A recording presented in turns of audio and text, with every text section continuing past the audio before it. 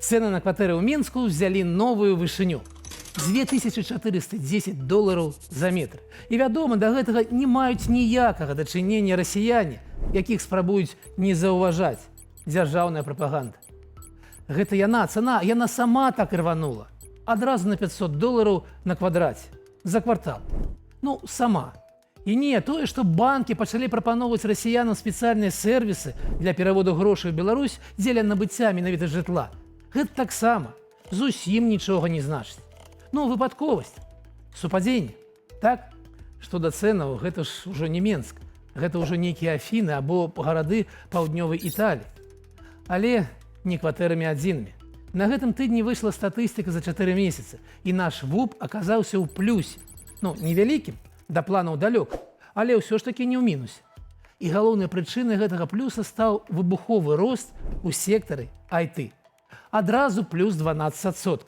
Вось толькі аналітыкі кажуць, што рост штучны, што гэта проста пераключэнне расійскіх кампаніяў пасля масавага адключэння там інтэрнэту на беларускія серверы, беларускія кампаніі. І што без уплыву гэтага фактару наш ВУП быў бы в мінусе. Як у мінусе прамысловасць, у мінусе і сярэдняя зарплата па выніках красавіка мінус 23 рублі. Мінус на мінусе у мяне ніяк плюс не атрымліваецца. І яшчэ крышку пра ўплыў Расіі на беларускія эканамічныя рэаліі. На гэтым тыдні Беларусь наведала самая багатая жанчына Расіі Тацьяна Кім, раней Бакальчук, мажарытарная ўладальніца і кіраўніца інтэрнэт-гіганду Вайлдберріс. Прымалі яе на самым высокім узроўні.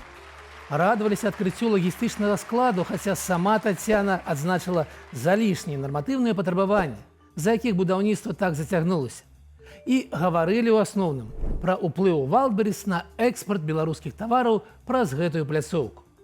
І такі ўплыў, напэўна, ёсць. А вось пра што не было сказана ні слова, дык гэта пра адваротны ўплыў, уплыў на імпарт. Пра тое, колькі расійскіх і азіяцкіх, у першую чаргу кітайскіх тавараў трапляе на беларускі рынак такім чынам. Які агульны баланс? На чыю карысць? Гэтых лічбаў няма ў публічным доступе. А між тым яны самая важная частка перамоваў. На жыццё шараговага спажыўца уплыў гіганцкі.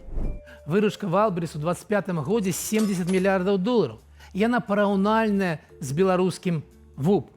І рост вельмі падобны на рост цэн на мінскія кватэры. У 1,5 разу за год. Вось такі гігант.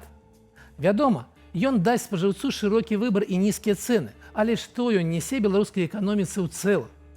Паводле ўскосных звестак, доля Вайлдберріс на беларускім рынку онлайн-гандлю каля паловы. А гэта, згодна з усімі эканамічнымі законамі, азначае манапольнае становішча на рынку. І менавіта з-за такой кампаніі і павінна сачыць нашае антыманапольнае ведомства і рэгуляваць надбаўкі, не даваць такому бегемоту, маманту душыць мясцовыя пляцоўкі. Гэта іх праца. І ў здаровай эканоміцы барацьба з манапалістамі, падтрыманне канкурэнцыі – гэта галоўны і практычна адзіны клопат дзяржавы. Всё астатняе рынак зробіць сам. Як мяркуеце?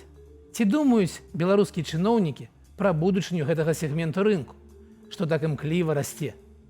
І колькі беларускага застанецца ў беларускім онлайн-гандлі?